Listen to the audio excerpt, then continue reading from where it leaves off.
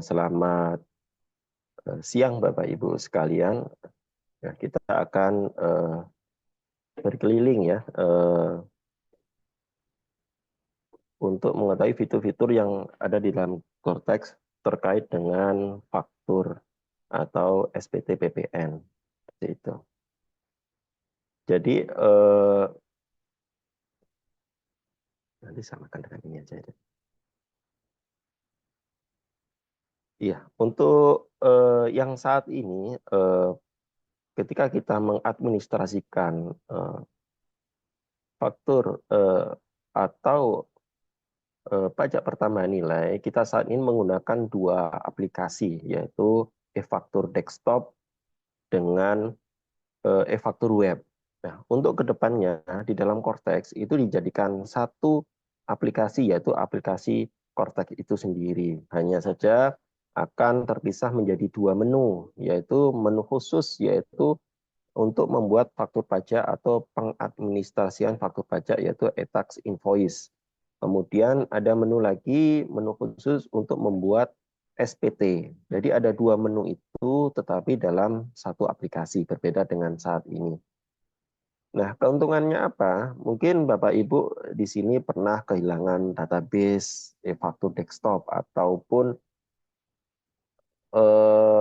beberapa faktur tiba-tiba statusnya menjadi reject. Nah, itu tidak akan terjadi lagi karena saat ini data Bapak Ibu, data faktur, baik pajak keluaran atau masukan yang Bapak Ibu input, sekarang masuk langsung ke dalam sistem Cortex, tidak ke dalam PC dari masing-masing Bapak Ibu sekalian.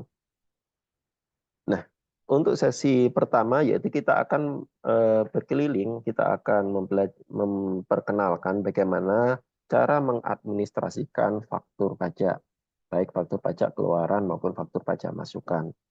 Jadi pertama kita akan masuk ke menu e-tax invoice. Nah, di e-tax invoice ini terdapat ada tiga menu utama, yaitu e-tax invoice dashboard, kemudian e-tax invoice dan spesial dokumen. Oke. Dashboard ini adalah menampilkan seluruh aktivitas Bapak Ibu penerbitan ataupun pengkreditan dari pajak masukan atau penerbitan pajak keluaran. Kemudian menu e-tax invoice ini adalah menu untuk membuat faktur pajak keluaran maupun untuk mengkreditkan faktur pajak masukan, di mana faktur pajak itu adalah faktur pajak standar. Juga menu untuk menginput retur dari pajak keluaran maupun retur dari pajak masukan.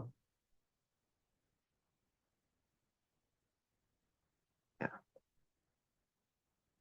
Kemudian ada spesial dokumen. Spesial dokumen ini kalau diterjemahkan saat ini adalah dokumen lain, ya, baik dokumen lain pajak keluaran, kemudian ini adalah dokumen lain pajak masukan, kemudian dokumen lain retur pajak keluaran dan dokumen lain retur pajak masukan. Seperti itu. Jadi untuk langkah pembuatan fakturnya atau untuk langkah pembuatan faktur pajaknya tidak jauh berbeda dengan yang saat ini dilakukan Bapak Ibu semua.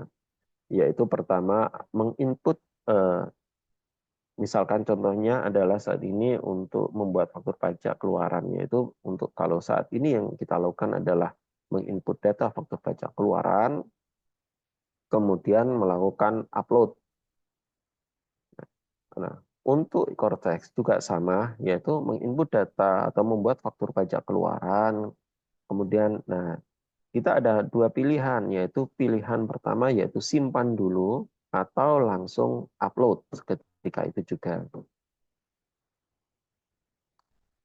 Untuk pembuatan faktur pajak masukan atau pengkreditan pajak masukan juga hampir sama. Jadi kita akan masuk ke menu nanti lebih detailnya nanti ya Bapak Ibu ya. Ini kita overview dulu, masuk ke menu. Kalau saat ini mungkin masuk ke menu administrasi faktur pajak masukan seperti itu ya. Nah ini sama, jadi kita akan terdapat list pajak masukan yang bisa kita kreditkan pada masa itu. Kita tinggal pilih pajak masukan mana yang akan kita kreditkan dan pajak masukan mana yang tidak kita kreditkan. Oke, untuk sesi selanjutnya kita akan membuat bagaimana kita akan melihat bagaimana cara membuat faktur pajak keluaran. Mohon maaf, ini kita slide karena sedang server simulasi sedang dalam maintenance sehingga kita saat ini untuk menyajikannya berupa slide, Bapak Ibu. Ini contohnya, misalkan ketika kita akan melakukan penyerahan barang atau berupa televisi ya, dengan jumlah 10 dan harga per unitnya adalah 5 juta. Bagaimana cara kita membuat faktur pajak seperti ini ya? Kita akan masuk ke menu e-tax invoice yang kami sebutkan pertama kali. Kemudian kita masuk ke auto tax atau kalau di Indonesia kan adalah pajak keluaran. Kemudian masuk ke create auto invoice atau buat faktur pajak keluaran. Nah, ketika kita membuat faktur pajak keluaran, maka akan muncul halaman tampil seperti ini. Jadi ada 4 bagian untuk membuat faktur pajak keluaran. Yang tampil saat ini di layar Bapak Ibu adalah dokumen transaksi.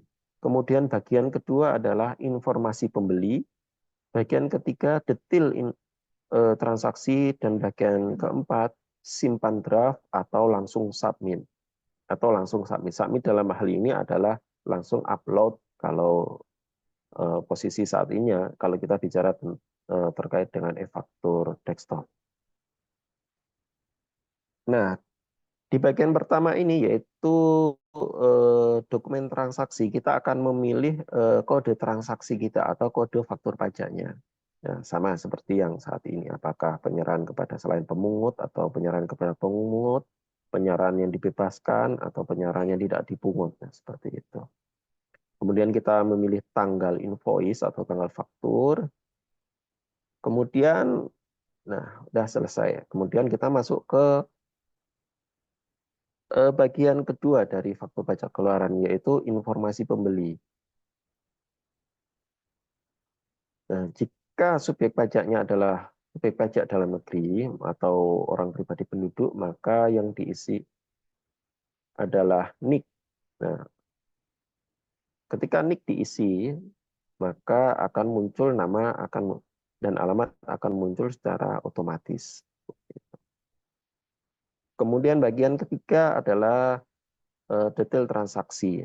Kita akan menambahkan transaksi atau detail transaksi yang ada di faktur ini.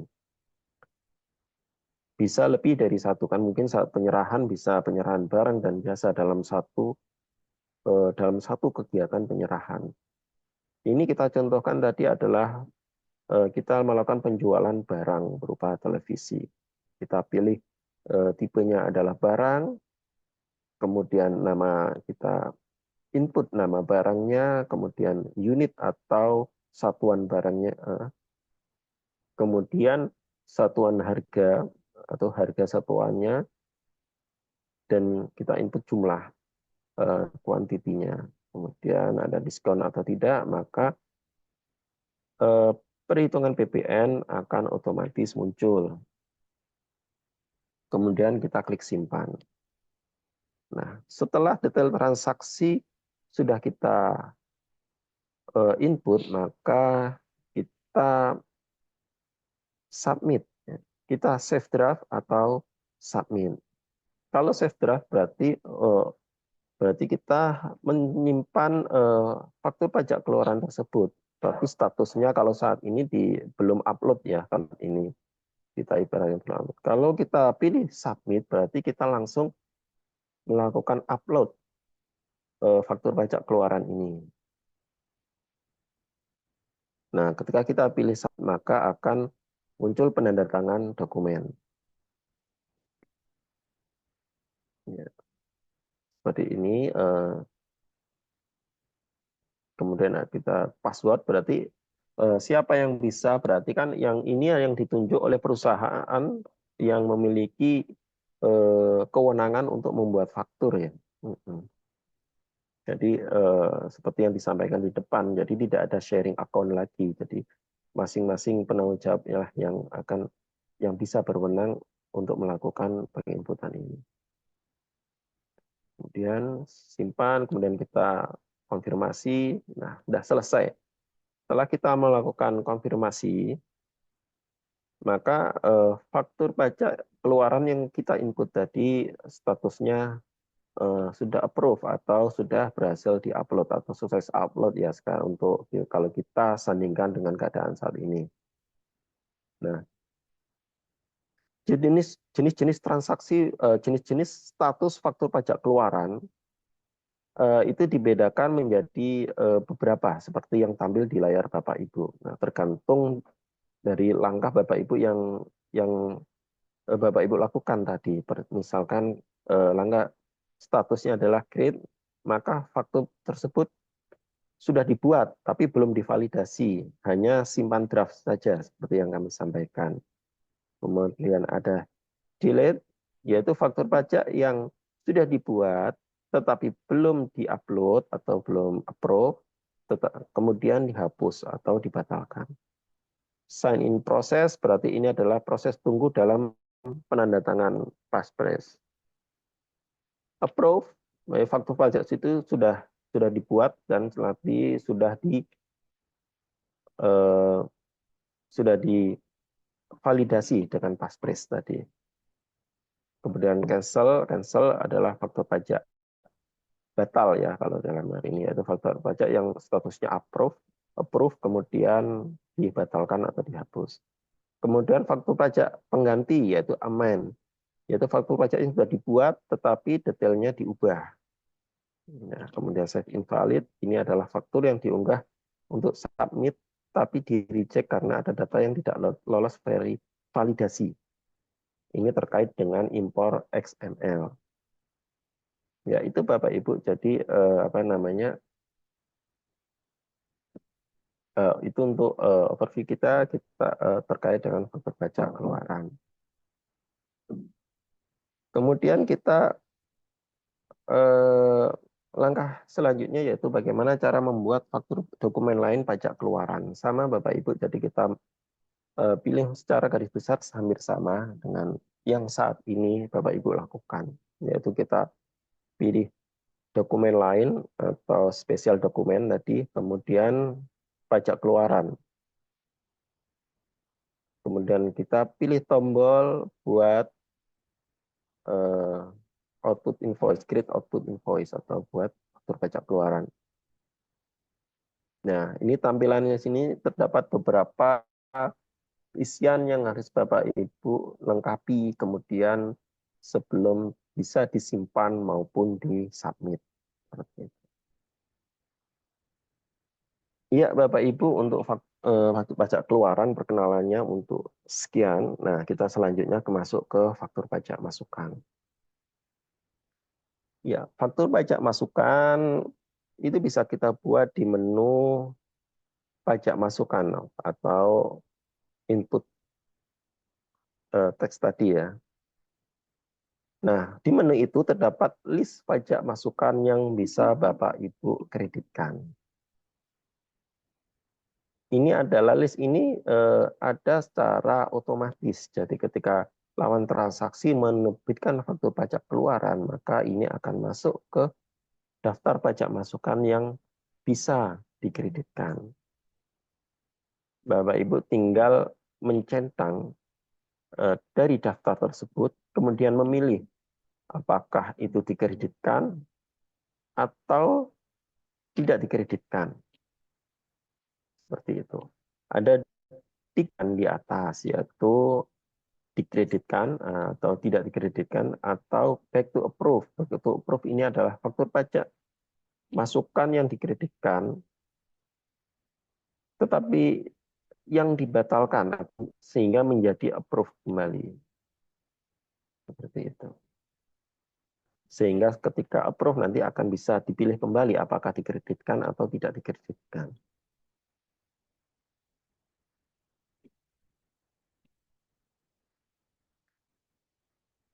faktur pajak masukan yang telah dipilih untuk dikreditkan akan muncul tanda anak panah saling berlawanan arah warna biru. Nah, ini adalah tanda bahwa faktur pajak masukan tersebut sudah dikreditkan. Selain itu juga ketika kita geser ke bagian kanan, di situ ada statusnya yaitu kredit. Nah, untuk status approve ini berarti belum kita kreditkan ya Bapak Ibu ya, kalau tampilan di layar ada.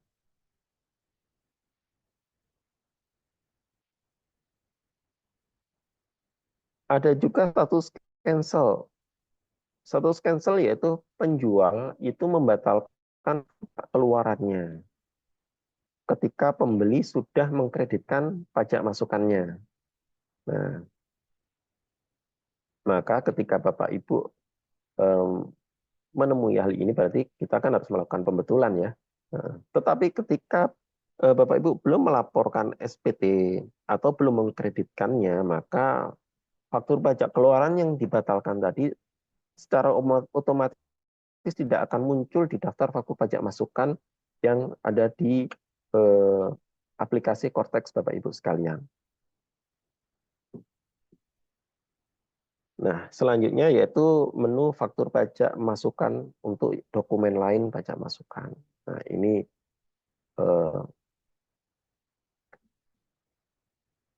banyak menunya Bapak Ibu ya. Yang menu pertama yaitu kita mulai dari sebelah pojok kiri atas yaitu create input invoice, yaitu membuat faktur pajak masukan dokumen lain. Kemudian untuk faktur pajak dokumen lain pajak masukan yang sifatnya pre-populate itu ada di create form interface. Kemudian faktur pajak masukan yang berupa dokumen lain pajak masukan yang berupa SSP itu ada di create form payment.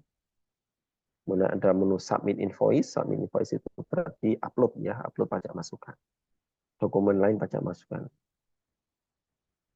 Kemudian kredit invoice yaitu mengirimkan faktur pajak masukan atau mengubah approve menjadi kredit. Faktur pajak yang menjadi kredit ini akan terpopulasi di lampiran B2 pajak masukan. Kemudian ada uncredit invoice yaitu faktur pajak masukan yang tidak dikreditkan yang saat ini masuk nanti akan masuk ke B3 sama seperti saat ini. Kemudian back to approve yaitu faktur pajak masukan kredit yang dibatalkan untuk kembali menjadi approve sehingga bisa dipilih kembali menjadi dikreditkan atau tidak dikreditkan. Kemudian ada menu delete invoice yaitu menghapus faktur pajak masukan. Kemudian upload invoice yaitu melakukan input faktur pajak masukan dokumen lain pajak masukan melalui XML. Nah, itu pengenalan kita untuk menu administrasi faktur, baik faktur pajak masukan maupun faktur pajak keluaran. Sekarang bagaimana pelaporan SPT PPN-nya? Nah, kalau saat ini kita mengadministrasikan faktur pajak di aplikasi e-faktur desktop, kemudian masuk ke aplikasi e-faktur web. Nah, untuk Cortex ini, semua pembuatan SPT, baik SPT PPN, SPT badan, maupun SPT unifikasi, itu ada di menu surat pemberitaan atau tax return kalau di versi bahasa Inggrisnya tadi ya. Nah, langkahnya untuk pembuatan SPT langkahnya sama, jadi jenis SPT apapun kita mulai dari menu surat pemberitahuan, kemudian kita buat atau create tax return kita buat surat pemberitahuan, kemudian kita pilih jenis SPT-nya, kemudian simpan. Nah, setelah kita simpan, maka akan muncul draft SPT yang kita buat. Kemudian kita pilih tombol mata, ya, gambar mata, kemudian untuk melakukan penyesuaian atau edit. Nah, setelah kita klik tombol edit, maka akan muncul SPT PPN itu terdiri dari induk, lampiran A1, A2, B1, B2, dan lampiran B3, kemudian lampiran C. Nah, data-data faktur pajak keluaran untuk faktur pajak standar itu akan masuk ke A2 sama seperti saat ini. Kemudian faktur pajak masukan masuk ke B2. Kemudian yang tidak dikreditkan masuk ke B3 seperti itu. Kemudian di induk akan muncul relasi penyerahan barang dan jasa dalam satu masa tersebut. Sama seperti yang saat ini. Kemudian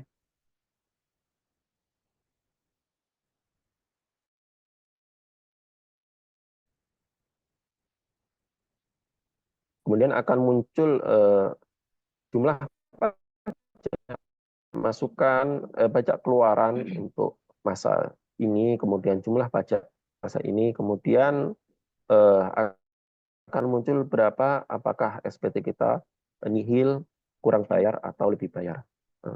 Apabila SPT kita statusnya lebih bayar, maka kita punya pilihan, yaitu apakah kompensasi, kemudian pengembalian pendahuluan, atau melakukan restitusi biasa. Sama halnya seperti saat ini. Nah, ketika kurang bayar, maka kita akan